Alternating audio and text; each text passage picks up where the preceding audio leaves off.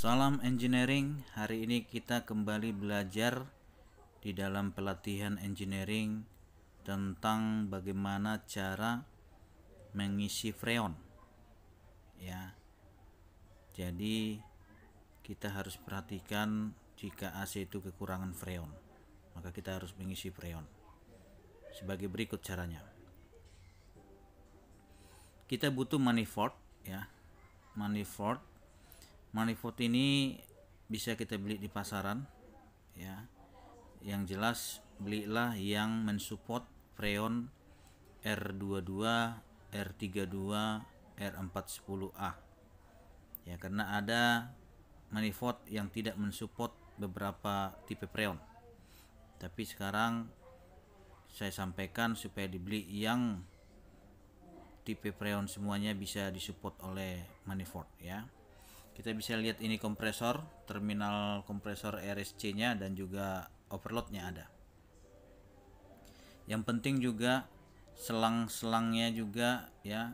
Selang-selang ini berbeda dengan kalau kita menggunakan freon R32 atau R410A, itu sama dengan R32 selangnya, tapi kalau R22 itu selangnya berbeda, ya. Nah, kita butuh freon R22 karena AC setengah PK ini kekurangan freon. Lihat tekanannya 40, standar kita 60 atau 65, ya. Tapi dia 40. Jadi kekurangan freon, ya. Kita bisa lihat dengan kekurangan freon ini kita sudah memperbaiki kebocorannya ada di level. Setelah kita perbaiki, kita sudah tes tekan, sudah oke, baru kita isi freon, ya. 40 masih tekanan 40 berarti kita harus sampai 60. Freon R32 bermacam-macam, ada yang 3 kilo, ada aku yang kita sediakan untuk pelatihan anak-anak engineering itu yang 13 kilo, ya, 13 kiloan. Nah, selang masuk dari freon, ya. Ini kenapa diguncang-guncang freonnya, tabungnya, karena freon ini sudah lama sekali tidak dipakai. Jadi harus kita mix kembali supaya bagus tekanannya, supaya bisa tekanan gasnya lumayan cukup, ya, untuk menekan, ya. Nah, ketika kita buka dari selang biru masuk ke selang tengah, dari tengah masuk selang sebelah kiri, dari kiri selang merah masuk ke section, ventil section, ya, yang ada di AC outdoor. Jadi dari sini kita bisa melihat bahwa kita mencoba untuk mengisi freon, ya. Tekanan freonnya tidak menekan, jadi dia tetap di angka 40. Maka kita coba tabungnya kita goyangin, atau namanya kita berikan goncangan supaya freon yang sudah lama kita tidak pakai bisa mix kembali, ya. Artinya freonnya kembali kita fungsikan dengan baik. Nah, di pipa ini kita lihat ada pipa S, ini bukti bahwa freonnya kurang, ya. Bisa kita lihat pipa S di section, ya, bukti. Nanti section juga S, nanti discharge juga S, itu semua pipanya S, itu tanda freonnya kurang, jadi perlu kita isi. Nanti kalau kita isi freonnya sudah pas dia 60 PSI, maka bunga S yang ada di pipa section dan discharge itu pasti bagus. Nah, setelah kita goncang-goncang, sekarang sudah bisa, ya, masuk freonnya, dan kita masukin sampai dia itu mencapai 60 PSI, ya. Kita perhatikan. Jadi supaya, ya, pelan-pelan buka, ya, tutup lagi, nanti buka lagi, tutup lagi sampai jarumnya mencapai 60 atau 65 PSI, ya, karena dia menggunakan freon R22.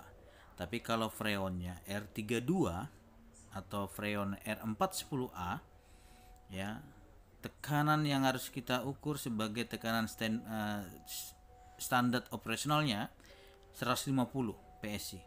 Tapi karena dia menggunakan freon R32, maka kita menggunakan tekanan 60 sampai 65 PSI, ya. Untuk 70 bisa, itu hanya yang berpengaruh ampernya naik. Itu saja. Tapi ampernya naik nggak begitu, kalau sampai 70 belum begitu parah. Tapi alangkah baiknya standar kita ya 60 lah, 60 65 PSI itu udah cukup bagi kita ya untuk membuat sistem instalasi itu dingin. Nah, jadi para engineering harus bisa menggunakan manifold ini atau analyzer, kalau dibilang orang analyzer ya. Tapi kalau engineering tidak bisa menggunakan manifold ini, dia tidak akan bisa memperbaiki AC. Jadi saya harapkan semua yang saya latih harus praktek bisa menggunakan manifold ini dan membaca tekanan-tekanannya. Ada tekanan PSI, ada tekanan bar, ya, ada tekanan kilogram per centimeter kuadrat. Ya, jadi lihat jarumnya, lihat warnanya. Kalau misalkan R22 warna hijau, berarti setiap warna hijau titiknya itu yang dibaca. Cara bacanya seperti itu. Ya. Jadi di manifold ini kita harus tamat bisa membacanya. Nah, kompresor ini tadi awalnya rusak ya, tidak bisa hidup ya.